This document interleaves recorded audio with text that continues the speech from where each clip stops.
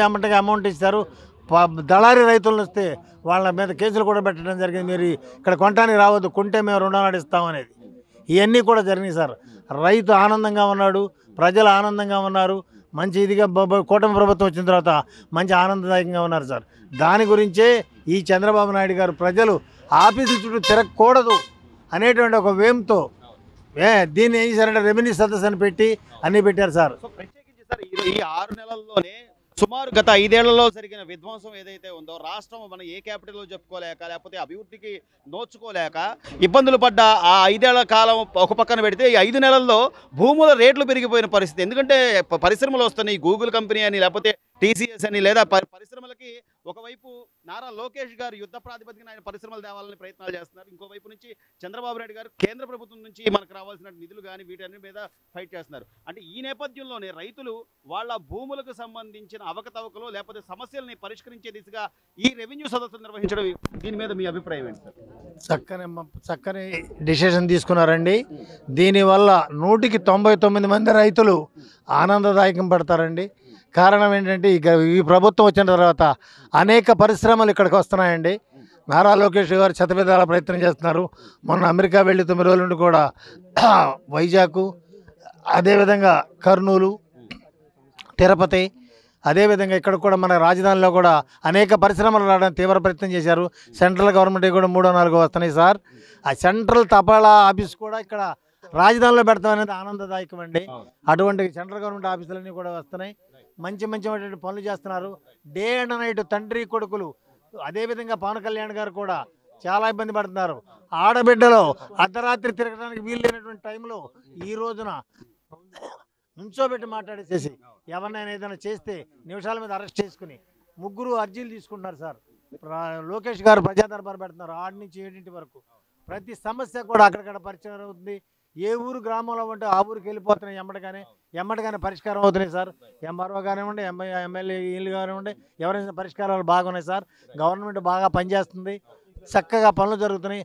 ప్రజలు ఆనందంగా వాళ్ళు 5 సంవత్సరాలు ఎన్ని బాధలు పెట్టారో వీళ్ళు 5 నెలలు అంత సంతోషపడుతున్నారు సార్. ఇది గ్రామాల్లో ప్రతి ఒక్కళ్ళు కూడా గతంలో వాళ్ళ భూములకు సంబంధించిన సర్వే సమస్యలు కానివ్వండి లేకపోతే అడంగల్లో సమస్యలు కానివ్వండి వీటన్నిటికి కూడా ఒక శాశ్వత పరిష్కారం చూపించే దిశగా ఈ రోజున రెవెన్యూ సదస్సులు జరుగుతున్నాయని వాళ్ళ ఆనందం వ్యక్తం చేస్తున్నారు.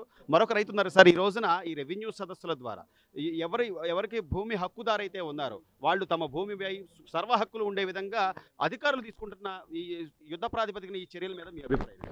మా అభిప్రాయం ఏమిటంటే గత ప్రభుత్వం అంతా కూడా ఉన్నటువంటి రైతులు ఉన్నటువంటి భూముల స్వతంత్ర హక్కులు కలిగినటువంటి విధానాలు ఉన్నటువంటి ఆలోచనలు కలిగినటువంటి రైతులను కూడా వాళ్ళకి అవసరమైనటువంటి పొలిటికల్ నాయకులు ఎవరైనా సరే వాళ్ళకి ఈ భూమి బాగుంది లేకపోతే ఈ ఆస్తులు మనం స్వాధీనం చేసుకుందాం అనేటువంటి దుర్బుద్ధి కనుక వాళ్ళకి పుట్టినప్పుడు అధికారులతో కూడా వేరే విధంగా చెడు ఆలోచనలు కలిగింపజేసి అధికారులను బెదిరించి అధికారుల మీద బలమైనటువంటి ఒత్తిడి తీసుకొచ్చి దాడులు జరిగి వాళ్ళతో కొంతమంది రైతుల ఆస్తులు కూడా తీసుకున్నటువంటి విధానం మన ఆంధ్రప్రదేశ్ ప్రభుత్వంలో చాలా చోట్ల చాలా విధంగా జరిగిందండి. అయితే అటువంటి ఆలోచనలన్నీ కూడా జరిగిపోయిన క్రూర దుష్ట పరిపాలనను మనం విడనాడిపోవాలి.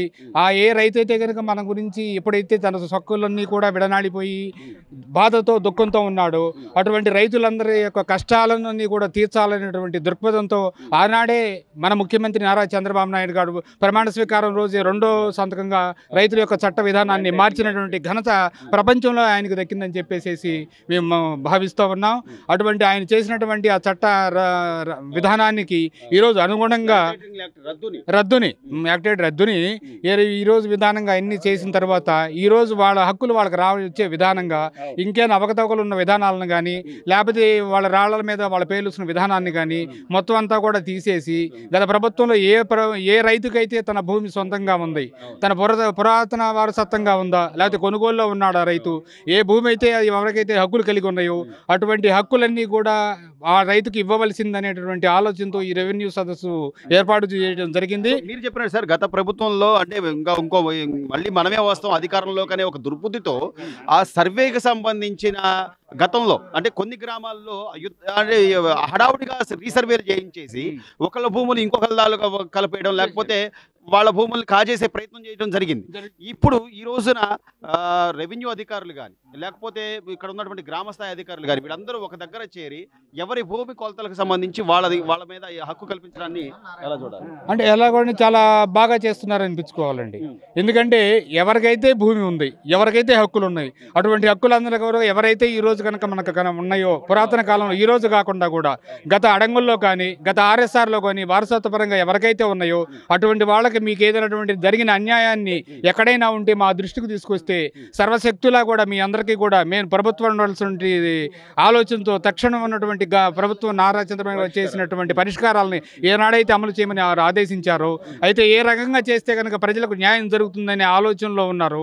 అటువంటి అనుగుణంగా ఈరోజు మన తాడేపల్లి మండల రెవెన్యూ గారు, ఎంఆర్ఓ గారు చాలా చక్కగా ఉన్నటువంటి రైతుల మీద ప్రేమానురాగాలను చూపించి జరిగిన అన్యాయాన్ని మనం న్యాయం చేయాలనేటువంటి తపంతో ఆలోచించి ఆయన కూడా చిన్న ప్రసంగం ఇచ్చి ప్రజలకు చాలా చక్కగా చేశారండి. గత 5 ఏళ్లలో జరిగిన విధ్వంసం ఒకవైపు అయితే ఈ 5 నెలల్లో జరుగుతున్న అభివృద్ధి మరోవైపు.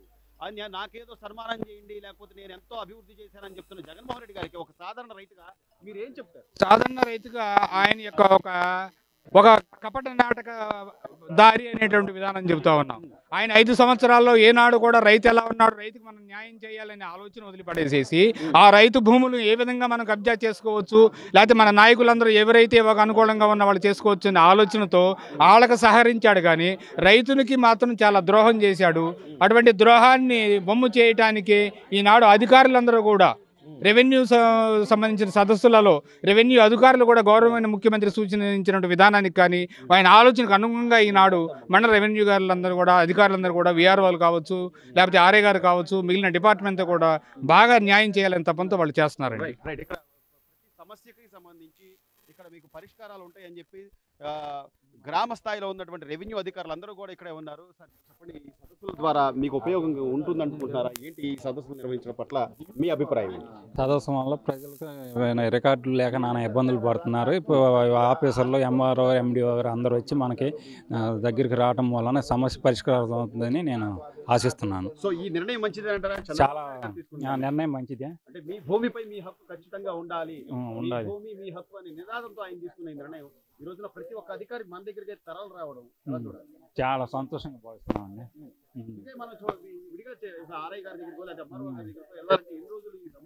ఇది కొన్ని సంవత్సరాలు పట్టేది. వెళ్ళినా పట్టించుకునే వాళ్ళు, చెప్పినా వినేవాళ్ళు, వదిలేసేవాళ్ళు.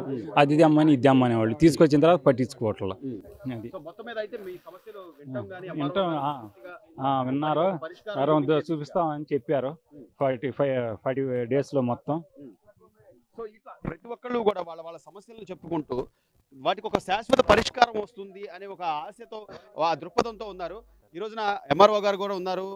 ఈ సమస్యలకు సంబంధించి ప్రతిదీ కూడా ఆయన చాలా చక్కగా చెప్పారు. మీ సమస్యలు ఏమున్నా కూడా మేము ప్రతిదీ కూడా నోట్ చేసుకుంటాం, మీకు అక్నాలజ్మెంట్ కూడా ఇస్తామని చెప్పిన నేపథ్యం వారిని అడిగి మరింత సమాచారం తీసుకుందాం. సార్ సీతారామయ్య గారు, ఈ సదస్సులకు సంబంధించి మీరు ఏం చెప్తారు? సో నమస్కారం అండి. ఈరోజు రైతులందరూ కూడా ఈ సదస్సుకు హాజరయ్యారు. మరి గౌరవ ముఖ్యమంత్రి గారి ఆదేశాల ప్రకారం, అట్లాగే రాష్ట్ర ప్రభుత్వం యొక్క సూచనలు, ఆదేశాల ప్రకారం ఈ సదస్సు యొక్క ఉద్దేశం, లక్ష్యాలను వాళ్ళకు సవివరంగా చెప్పడం జరిగింది. అట్లాగే గౌరవ ముఖ్యమంత్రి గారి సందేశాన్ని కూడా వినిపించడం జరిగింది. సో మేము వాళ్ళకి చాలా స్పష్టంగా చెప్పాం. ఉదయం నుంచి సాయంత్రం వరకు గ్రామ స్థాయి, మండల స్థాయి అధికారులంతా కూడా ఇక్కడ రెవెన్యూ వాళ్ళు ఇక్కడ అందుబాటులో ఉంటారు. రికార్డ్ అంతా కూడా అందుబాటులో ఉంటుంది. ప్రతి సమస్యను కూడా ఇప్పుడు మీరు చూస్తూనే ఉన్నారు. ప్రతి రైతుకు కూడా వాళ్ళ అర్జీ తీసుకొని కూలంకషంగా వాళ్ళతోటి మాట్లాడుతూ, వాళ్ళ రికార్డులన్నీ కూడా మా రికార్డులు పరిశీలిస్తూ, వాళ్ళ ఆధారాలను కూడా చూస్తూ వాళ్ళకు పరిష్కారాన్ని సూచించడం జరుగుతుంది. అట్లాగే దీన్ని పీజీఆర్ఎస్లో కూడా నమోదు చేసి వాళ్ళకి అక్నాలజ్మెంట్ కూడా ఇవ్వడం జరుగుతుంది. అలాగే సర్వీసెస్లో కూడా నమోదు చేసి ఈరోజు వచ్చిన అర్జీని ఈరోజు సర్వీసెస్ కింద మేము నమోదు చేస్తే రైతు ₹1 కూడా కట్టాల్సిన అవసరం లేదు. ఫ్రీ ఆఫ్ కాస్ట్లో గవర్నమెంట్ యూజర్ ఛార్జెస్ని కూడా రద్దు చేయడం జరిగింది. అది కూడా రైతులందరికీ కూడా తెలియజేయడం జరిగింది. రైతులందరూ కూడా వాళ్ళకు ఉన్నటువంటి సమస్యలతోటి, వాళ్ళ ఆధారాలతోటి వచ్చారు. సో మేమందరం కూడా అన్ని రికార్డులు కూడా పెట్టుకొని ఒక్కొక్కటి కూడా పరిశీలిస్తూ ఆ పరిష్కారానికి మనస్ఫూర్తిగా కూడా కృషి చేయడం జరుగుతుంది. గత ప్రభుత్వంలో రెవెన్యూకి సంబంధించి లేదా గ్రామ స్థాయిలో విధి విధానాలకు సంబంధించి కొంత అసలు వీళ్ళకి మధ్య సయోధ్య కుదరలేదు, లేకపోతే ప్రజలను నేరుగా కలిసే అవకాశాలు కూడా దొరకలేదు అనేది కొంతమంది చెప్తున్న ఇది సార్.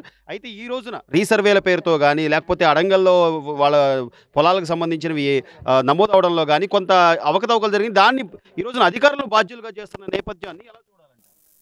సో ఎక్కడన్నా కొంత అందుబాటులో లేకపోయిన పరిస్థితి ఉంటే ఉండొచ్చు. ఇప్పుడు తప్పనిసరిగా మేము అందరం కూడా ప్రజలకు అందుబాటులో ఉంటాం. అది ఇక్కడే కాదు, కార్యాలయాల్లో కూడా అందుబాటులో ఉంటాం. గతంలో ఏదైనా పొరపాట్లు జరిగినట్లయితే మా దృష్టికి తీసుకుని వచ్చినట్లయితే చట్ట పరిధిలో ప్రజలకు తప్పనిసరిగా కూడా న్యాయం చేయడం జరుగుతుందని చెప్తున్నాను. ఎంఆర్ఓ గారు అయితే చాలా స్పష్టంగా ప్రతి సమస్య మీద పరిష్కారం చూపించే దిశగానే ఈ ప్రభుత్వం మాకు దిశానిర్దేశం చేసింది. ఆ విధానంగానే ఈ రోజున ఈ 33 రోజుల వేదికకు సంబంధించి రెవెన్యూ సదస్సుల ద్వారా ఈ 33 రోజుల పాటు మేము ప్రజలకి గ్రామాల్లో అందుబాటులో ఉండి వాళ్ళ ప్రతి సమస్యని, భూ హక్కుకు సంబంధించిన ప్రతి సమస్యని పరిష్కరించి వాళ్ళ భూముల మీద వాళ్ళ పూర్తి హక్కులు కల్పిస్తామని కూడా ఎంఆర్ఓ గారు చెప్తున్నారు.